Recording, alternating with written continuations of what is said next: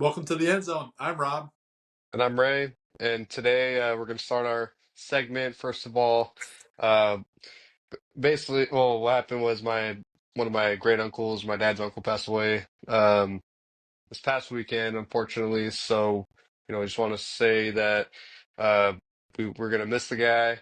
We're going to be there for his family whenever they need us. So it was a pretty shocking event. I mean, unfortunately, he had some health circumstances going on, but yeah, got some unfortunate news. It was actually on Sunday too, but yeah, do you have any words you want to say? Yeah, I just Uncle. His name was Uncle Philip, and yeah, it was really, it was unexpected. We thought you think you have a little bit more time. His health had been declining a little bit. The last couple of years, and just a little bit of a shock for me personally. I know a bunch of family and his siblings were able to get there. Our grandpa. But yeah, it was just really sad. He was a Laker fan, diehard Cowboys fan, and unfortunately, they didn't do too well yesterday. But I'm gonna miss Uncle Philip. And the stories that he would share.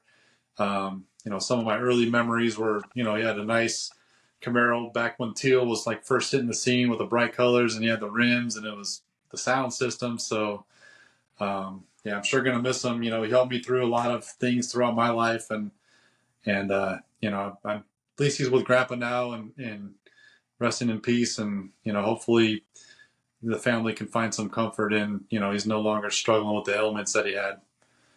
So Yeah, yeah. So that was our unfortunate news this past weekend. Hope you guys had a good weekend. Enjoyed some football. So actually, I have more unfortunate news, but we'll get into that in a bit here. So, how did your week 11 journey go? it went good, thankfully. Sorry, Uncle Phil, but the Cowboys lost, and I had Titans or Texans defense going into Monday night, and I was down, I think, probably about 20 points. And thankfully, the Texans D, I won 126.98 to 120.5, put me into fifth, which was good because I was playing the guy that was in fifth place.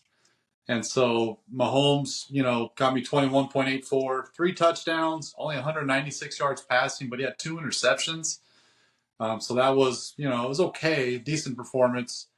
My man Jamar Chase, two receiving touchdowns, 75 receiving yards, seven receptions. So, he did his job with 23 points. Jaden Reed, he got a receiving touchdown early in the game. So I was thinking, shoot, man, here we go. He's going to have one of those big days. Kind of it. But at least he got me 9.4. Can't complain. McCaffrey's still kind of working his way back. This is kind of his preseason right now and early on in the season for him since he come back from injury. So 12.6. But man, like defense, Houston's defense was my stud. They scored a fumble recovery for a touchdown on Monday Night Football, and I ended up with 27 points for my defense. So that gave me a nice, healthy margin of victory of 6.5 points. So, whew, thank you, Texans D. Yeah, you were hanging on by well, not even really a threat. It was like you said, you were down pretty big, and Texans came through.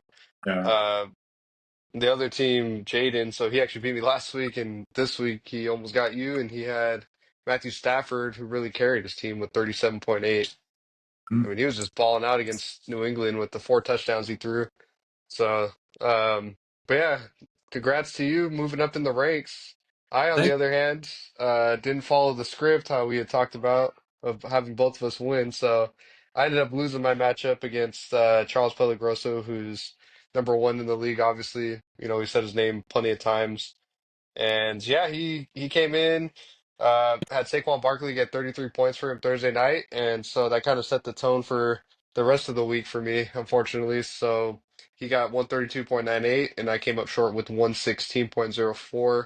Had a couple of flops in there, so Jane Daniels obviously with the last second touchdown kind of helped in 2-point conversion, but he didn't live up to what I thought he was going to do in a big heavyweight matchup. And then Jonathan Taylor, too, kind of had a rough going. Their offensive line's banged up. Anthony Richardson got a couple of goal line touchdowns. So it was nice seeing him actually thrive against the Jets. And so, but I was hoping for a big game from Taylor. I mean, he had the volume. 24 carries.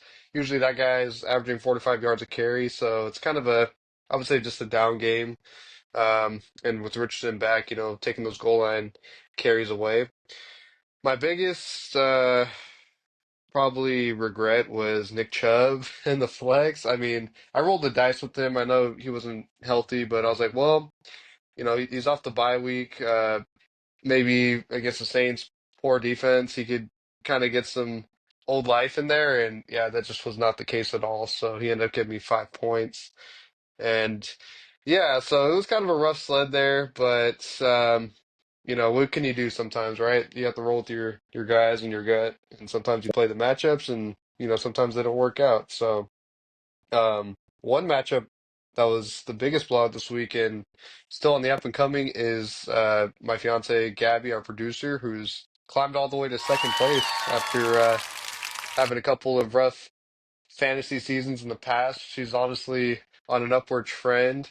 So Joe Burrow's been really just carrying the way for her all season, and also Bijan Robinson, Puka Nacua, Joe Mixon. I mean, that's probably her best draft pick. So her team's looking really really hot right now, and honestly, I'm like, well, looks like you got a pretty good shot this year, hopefully. So congrats to her. Um, Place 7-4, and she's been having a good fantasy football season. So her best one yet. So hopefully yeah, she can and see if that holds up getting into the playoffs. right. And I'm like, then, hopefully I can meet you there. yeah, I gotta right win now out. we're trying to get up there. So you're still in the mix.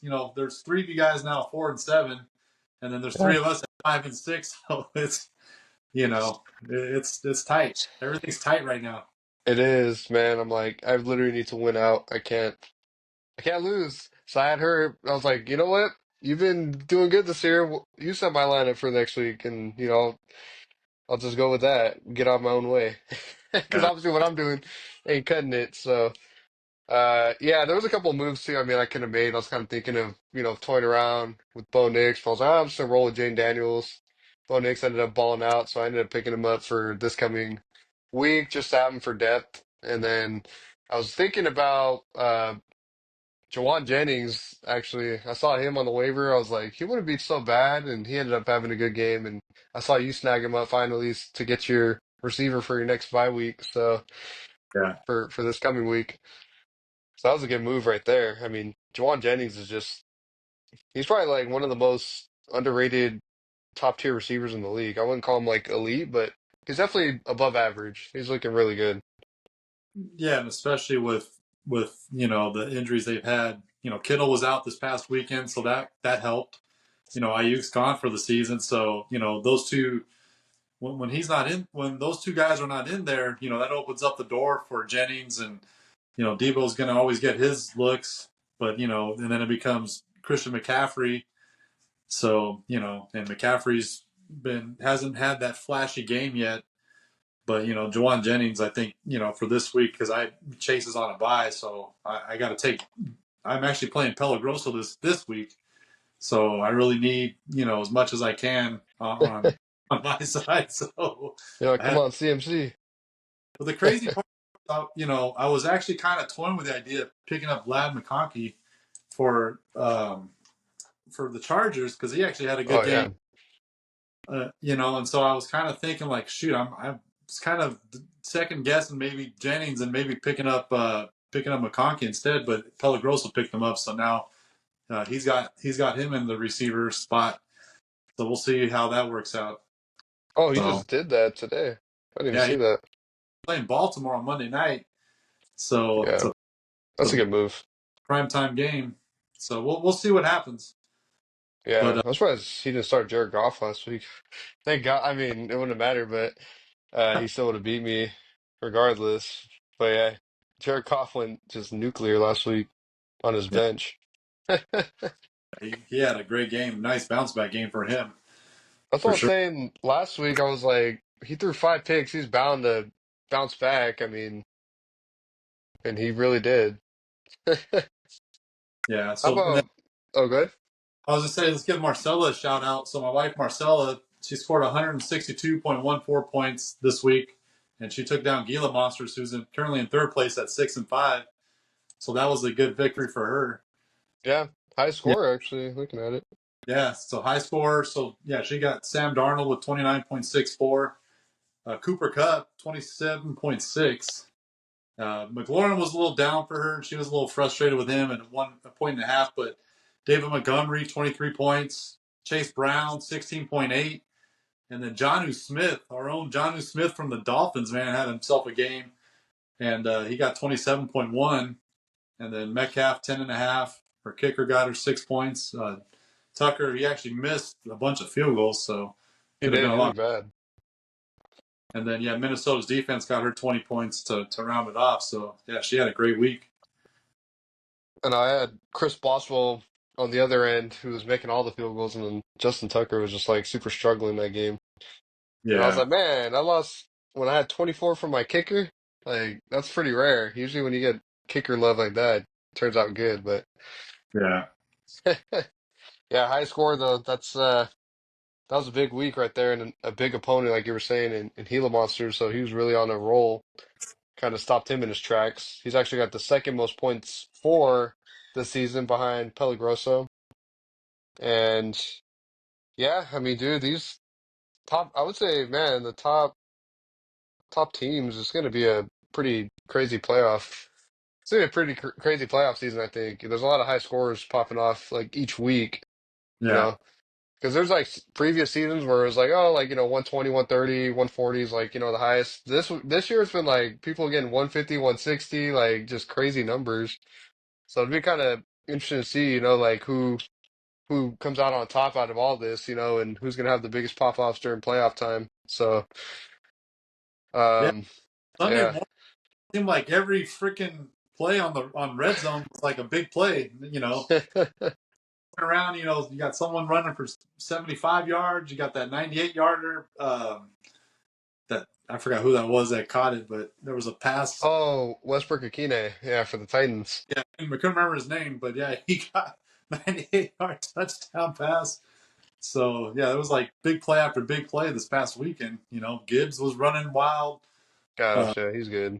Jameson Williams. So yeah, it was pretty wild. And then your boy Bo Nix, like you said, he had himself a great game. So Yeah, he popped off. I was like, man, I should have just played the matchup, went with him. He's playing almost like MVP football right now. He's kind of tearing it up. I mean, he stopped on Atlanta, who's, they have Kirk Cousins there. They have good talent, so that was a pretty good matchup for him to come out on top. One thing I've noticed for Bo Nix is when he plays at home, he plays actually pretty damn well this year. I know he started off slow. I mean, but he's a rookie, and yeah, I think they were just trying to find like a footing for him and a footing for the offense. But now I think he's really just been in a rhythm. I mean, let's see here. Ever since week 5, honestly. So he played the Raiders, 27. Then he goes to the Chargers, 24, which is actually a tough defense.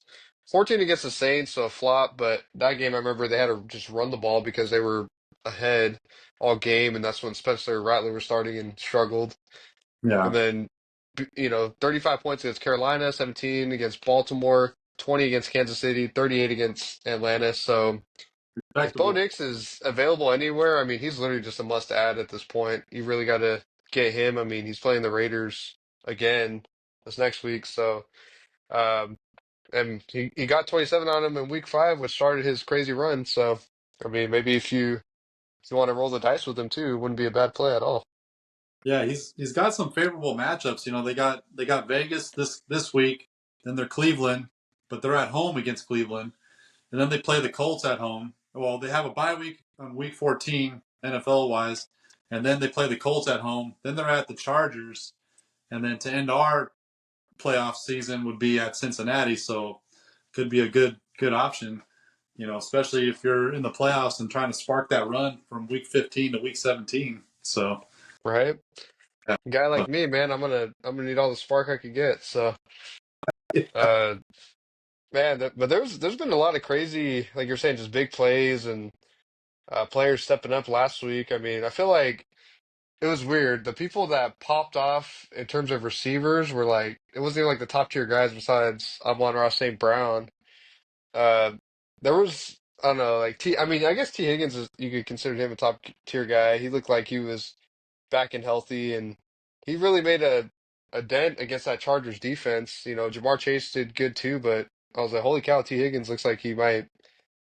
You know, he's playing for a contract next year, honestly, because he's potentially going to hit free agency if they let him walk.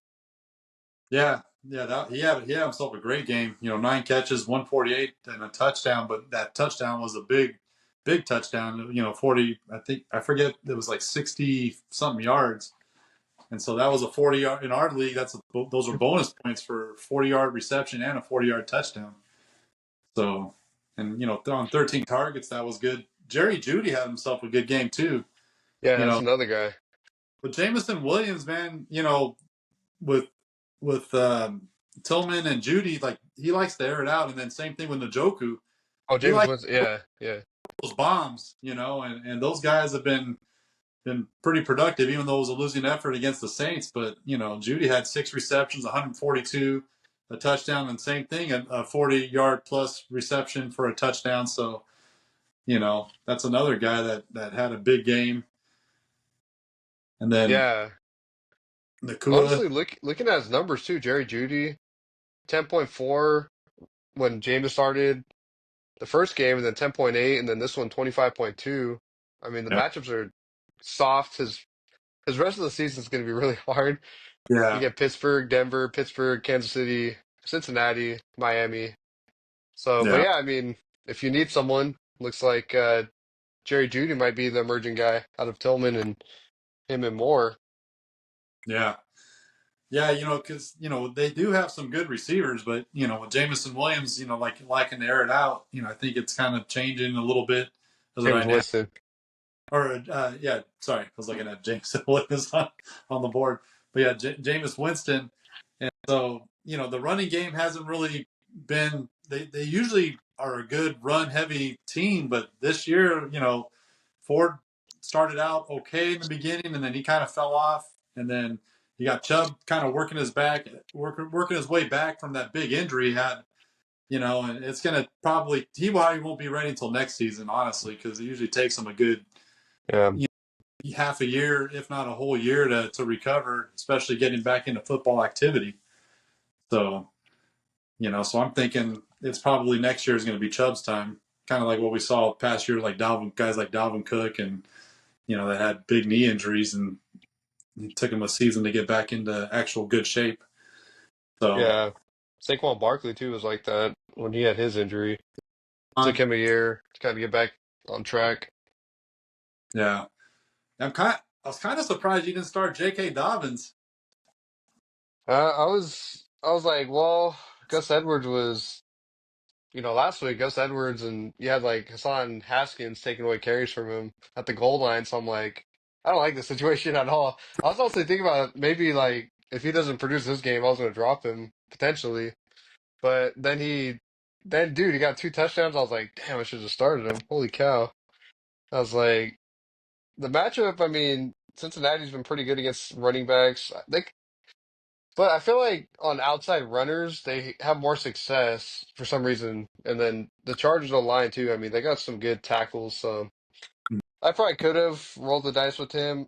I just thought Chubb. I was like, man, like you versus New Orleans, and I think they're gonna want to get him like back to feeling good, but Yeah, it just didn't work out that way. And it's unfortunate, but it is what it is, man. It is what it is. If I even played Dobbins, I mean, I still would have. It wouldn't have mattered.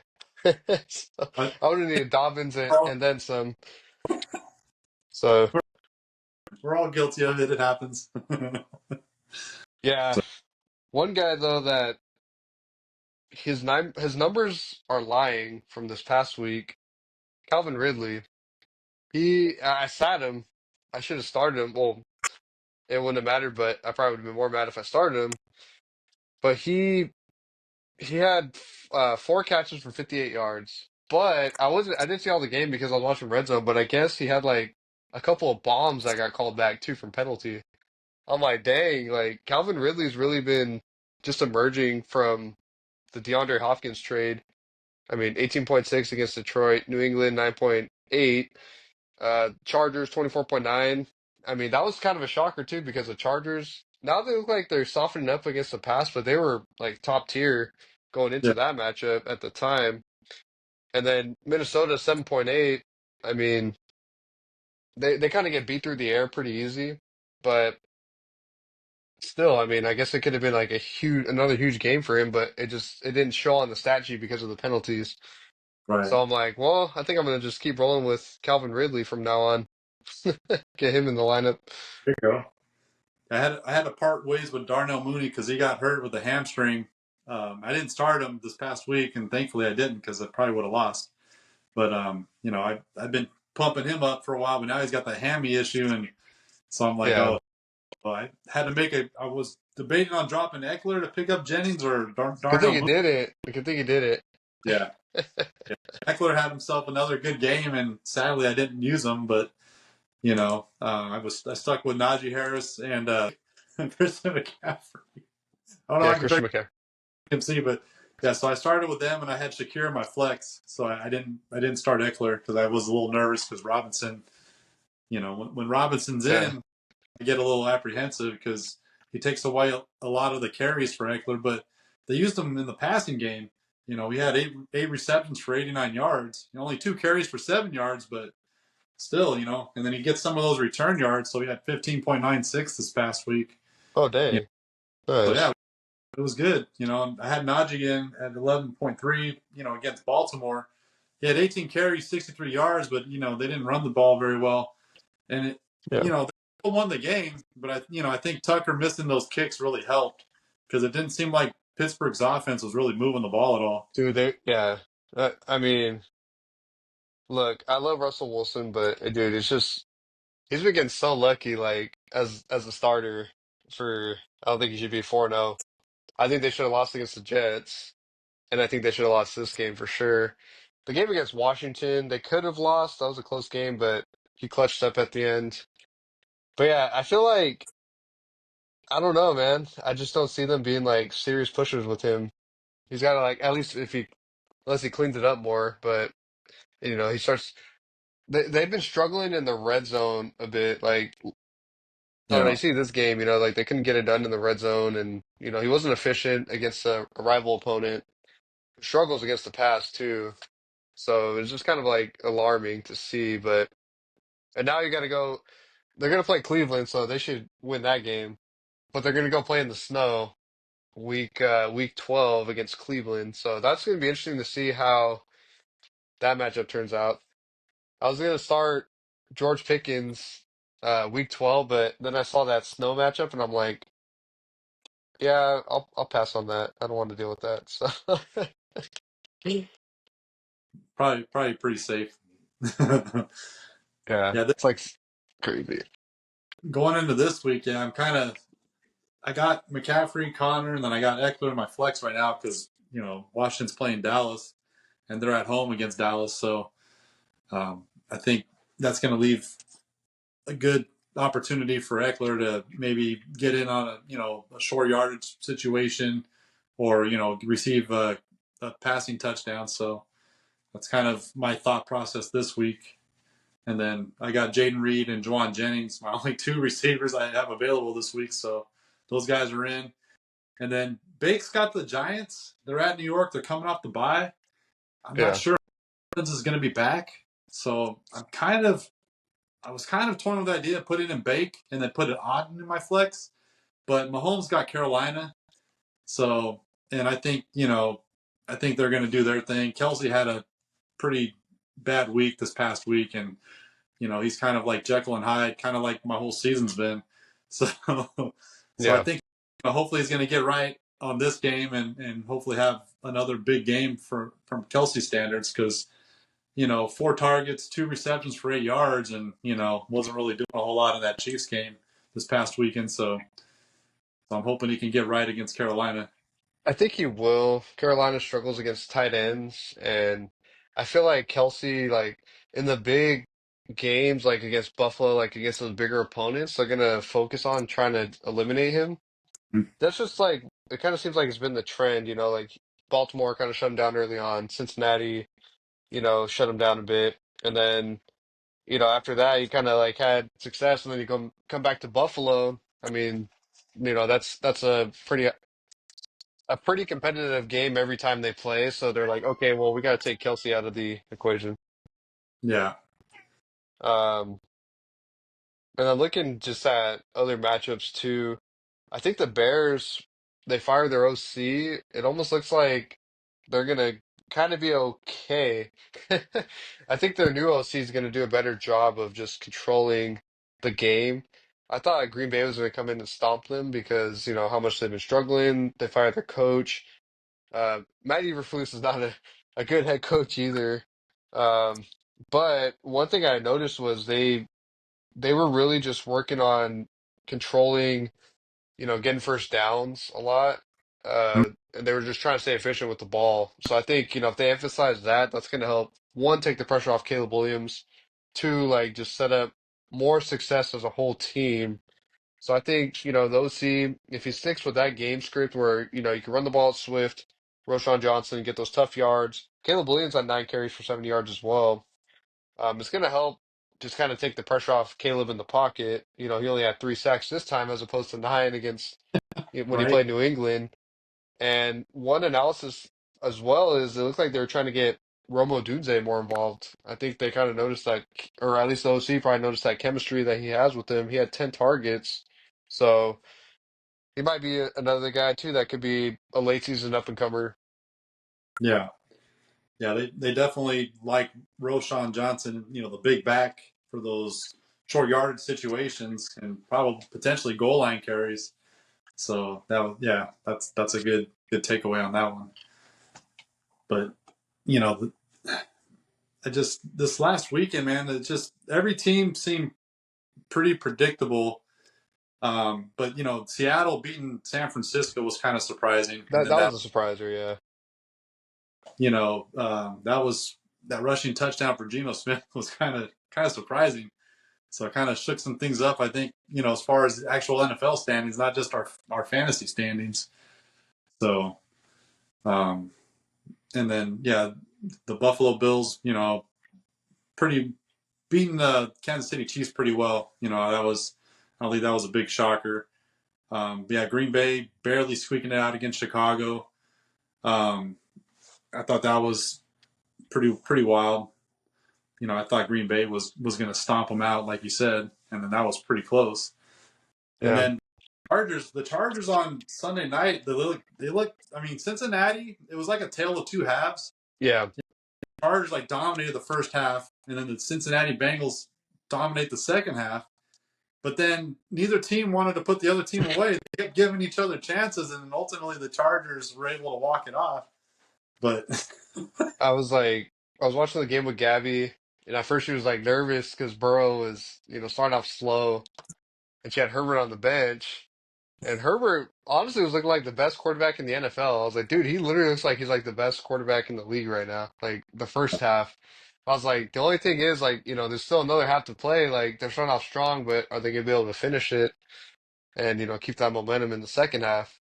And I was like, if she was nervous about Burrow, I was like, there's still another half. Like it's all right. He's competitive. He's a competitive guy.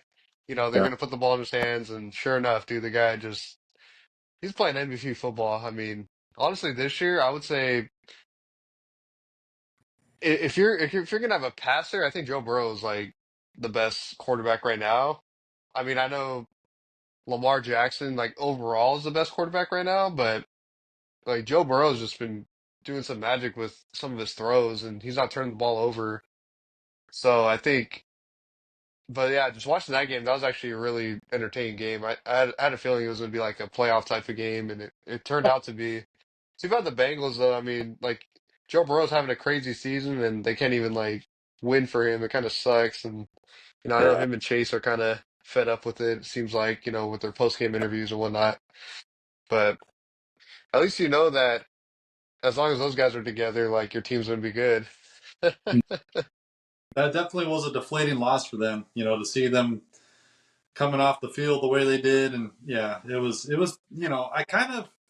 I get being aggressive as a coach, but if you have a chance of like a 47, 51 yard field goal, why wouldn't you want to try to kick it?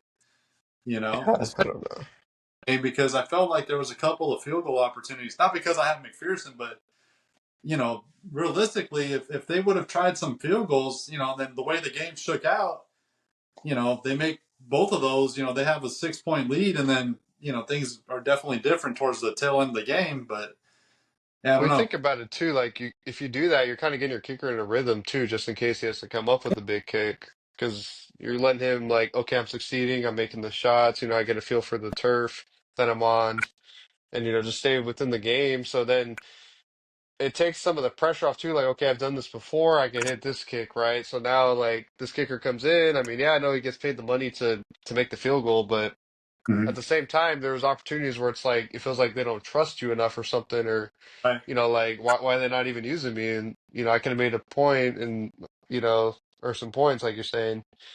Um, yeah, that was a crazy good game though. Like that was probably one of the most entertaining games of the season, I would say. Burrow and Herbert duking it out. Yeah, Um, And I agree. as we kind of get wrapped up, do you have any, up and coming players, takeaways of people that, maybe people should consider on their team? I'm considering Jawan Jennings, so I'm hoping that he pans out for me because I was thinking of Lad, and you know, so now I'm, you know, now it's going to be the two choices that I initially were thinking about, you know, toggling with, so they're going to go head to head. So yeah, I think those are good ones. Um, you know, I like the Bo Mix. I gotta say, I really like that pickup you did, and I think that's another good one. I think you shouted him out as a must pick up, and I agree. Especially, you know, some of the quarterback plays been a roller coaster this year. I know for me it has been, and I was even considering dropping, you know, somebody on my team for him. I didn't do it. You know, I got love for Mahomes, and it's hard because you know there's some personal reasons behind it too, but you know, from a fantasy manager standpoint, I'm, you know, next year if I keep him, he's going to be my third round pick, and I don't know that I keep him. Yeah, You no, know, I so get you. Yeah. all things I'm thinking of besides managing week to week. So yeah, so I think those are three good targets for anybody. You know, from a running back standpoint, it's really like slim pickings at this point. I mean, if you were lucky enough to get Chase Brown, you're sitting pretty good. Um, you know, I can't really think of anybody else running back wise that could be a good target. And then tight ends, you know, I mean, everybody's probably taken at this point too. But you know, if you were lucky enough to get Jonnu Smith, he had himself a good week this past week, and I think he's going to continue to trend upward. Um, um, the gentleman for the Saints was Juwan Johnson. Oh yeah, tight end. Yeah, another good tight end. Valdez Scantling, you know, he didn't catch a lot of targets, but man, he had that big touchdown reception. So, you know, Yeah, it's kind of his bread and butter his whole career. I mean, it could be like a reach pick for you, but you know, if he's available, you know, he could be someone that can fill in, you know, in a flex for a bye week. So, how about you? Anybody you got your eyes on besides Bo Nix? I mean, yeah, Bo Nix, number one. Taysom Hill, dude. Like if you need a tight end or just want to mess around and put a random quarterback in, no, just kidding. If you need a tight end or just like a flex guy, man, like dude, he went off. Like he had 7 carries, 138 yards, 3 touchdowns, 8 catches for 50 yards. Like, dude, the guy was literally like the definition of football. Like he threw passes, he ran, and he caught passes. So it's like Yeah. I thought the Saints weren't going to be as good as they were with the new coach, but dude, like they almost look like they have new life. And I feel like they're just having fun. And if you're having fun, you're using Taysom Hill. So I think Derek Carr too. I mean, they're still airing it out with him with Kubiak there. So if you need quarterback help, and he's a good one. A sleeper quarterback could be Will Levis. He has pretty good matchups coming up, so it seems like he's kind of settling into the offense. Yeah. Anthony Richardson, he played the best football I've ever seen him play so far, but it's a small sample size. I mean, he's just back from injury, or not injury, but getting sat, sitting behind Flacco a bit, and then comes in and balls out. So I kind of want to wait and see if he's going to do it again. He plays Detroit, so if he goes ham against Detroit, I think maybe he's a good to go selection. But if he struggles, and it's kind of like, tread with caution. Yeah. Um, I mean, Jerry Jeudy looks like he's emerged as the number one receiver for the Browns. So if you need receiver help, that's a good guy to take a look at. Uh, Marquez Valdez-Scantling too. Yeah, he'd probably be another guy. Lad McConkey's probably already scooped up at this point. Quentin Johnston, though, if you need, he's pretty available around. Quentin Johnston's a pretty good pickup as well, especially with Herbert throwing the ball more and starting to look more comfortable there. Yeah, And running backs, I mean, the only guy I can really kind of recommend that may be available is Jalen Warren. He'd probably be the only dude that's, like maybe available and could be a little spark if you need it. yeah, So, but other than that, yeah, slim pickings for running backs. Those are pretty much all the takeaways I have. People that I would recommend. So, what what, going into this about next Will? week, What do you go think ahead. about? Do you think he's fool's gold because he had a big night? 4 receptions, 80 yards, and a touchdown as a tight end for the Chargers. They got some pretty good Oh, matchups. Disley, Yeah, I think he's a streamer. Like if you need a guy and you need to throw him in there, I think that's what I would rank him as. I wouldn't necessarily like switch out David and Joku for him or something like that. yeah, Or but if you're like someone that streams tight ends or your tight end's been just trash all year. I would go for him. I mean, he's not bad. He's a red zone threat with how big he is, and Justin Herbert's playing some top tier football under Harbaugh. So, and it's not like I mean, yeah, they have McConkey, they have Quentin Johnson, but it's not like they have like a true like elite number one receiver yet either. So there's gonna be yeah, targets to be had. So I think Will Dissly isn't so bad. yeah. Yeah, Taysom Hill's got a bye this week. So he could be a good stash for someone that might Yeah, more of a stash. Yeah, tight end help. He's got some favorable matchups the last 5 weeks. Of the fantasy season or our fantasy season, I should say, because we only go to week 17. So that could be a good one for someone, especially yeah, if the guy was returning kicks, he's catching passes, he's throwing interceptions, he fumbled, he but does he everything. touchdown. So He does everything. Like, what can't he do? He plays special teams for crying out loud. Like, what? What is this guy? He's definitely a one of a kind. I mean, Travis Hunter coming to the NFL, it's kind of maybe starting to become a trend, but yeah, he's definitely broke the barrier, that's for sure. I don't think we've ever seen a player like him. Because No, I I remember mean, that one time when they saw Drew Brees and we saw him, we're like, why is Drew Brees on special teams? We're like, wait, oh, that's number seven. It's another white guy.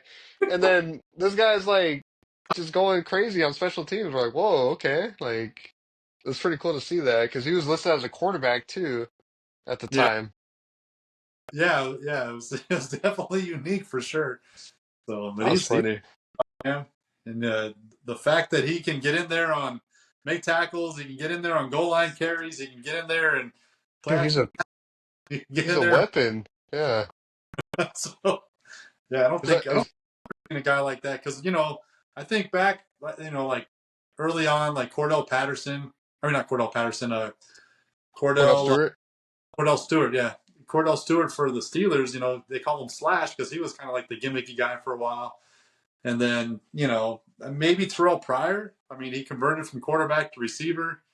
And, every now and then, you got guys that come into the NFL that were quarterbacks in college or high school. And, they come in as a running back or receiver. And, sometimes they can do like a little gimmicky play. But he seems to have his hand into everything, especially in special teams and the things that he does. So, Is like one of those little tools that have like all the ones like yeah, flip out of it, like if you need a screwdriver, if you need a knife, the Swiss Army. hammer. Yeah, it's Swiss Army knife. He does everything. It's funny. Um, Another guy too that might get more plays is Justin Fields. They ran him a couple times, Yeah. and I'd be curious to see like if they start using him in more package runs and kind of like Taysom Hill, like where they put him in, he could be a threat to pass or to run it, maybe even throw it to him. So, Yeah. Yeah. um, he actually might be a dark horse against the Browns with the snow game. That'd be interesting to see if they use him more given the conditions. I mean, he balled out in the snow with Chicago, so wouldn't be such a bad idea. Yeah. Yeah. He definitely, I remember watching some of the games last year and it was snowing. He was just dropping bombs and pinpoint accuracy on the deep throws, and it's just Yeah, hard he was. those type of conditions, That's crazy. especially when you got the wind swirling too. You know, to be able to get that spin on the ball where it cuts through and actually holds the line. It's pretty nice. So Yeah, I'm like, dude, maybe they use him more. We'll see. But yeah, and then going into week 12, just gonna be rolling with my guys. Like had Gabby set my lineup, and that's pretty much all I have. So I don't know if you have any last minute takeaways or anything. no, I got Pelly this week, so I got a tall task. So I'm gonna do my best. You know, I'm third overall in points scored, but I'm kind of up there on points against. So I'm right now I'm a slight underdog, so I'm hoping I can take the big guy down because he's already clinched a playoff berth, and so I'm hoping I can take him down and kind of maybe humble him a little bit, and then also feel good about playoff chances. So and Well, I hopefully tried and failed. I'll do so. I tried and failed, so hopefully you could do it. Yeah, but just want to again to our Flores family and to our Aunt Gina and Lil Paul, our condolences to our family, for the loss of our Uncle Philip, and it's kind of it's been hard. It's been a little shocking. I think for me personally, I think when we actually show up for the service, it can be a little more difficult. But I just want to send our condolences to the family, and we're thinking of Will Paul and Gina and the rest of everybody, and may you rest in peace. Yeah, rest in peace, Uncle Philip. And stuff like this never comes at a good time, especially so young. Like, he still had life left, but yeah, it's just really unfortunate, and we'll be there to support and always be there for everybody. That's for Yeah, sure. So, but otherwise, that's pretty much all we have. And like if you guys ever want to see anything, feel free to let us know. Even shoot a text or reach out on Instagram or whatever. Feel free to do it. I've had somebody actually ask me some start sit advice that helped them out with, so that made me feel pretty good. good. But yeah, I hope you guys enjoy this episode. Uh, Feel free to follow us on Instagram, subscribe to our YouTube, and hope you guys tune in for the next one. Yeah, thank you for watching. All right. Bye bye.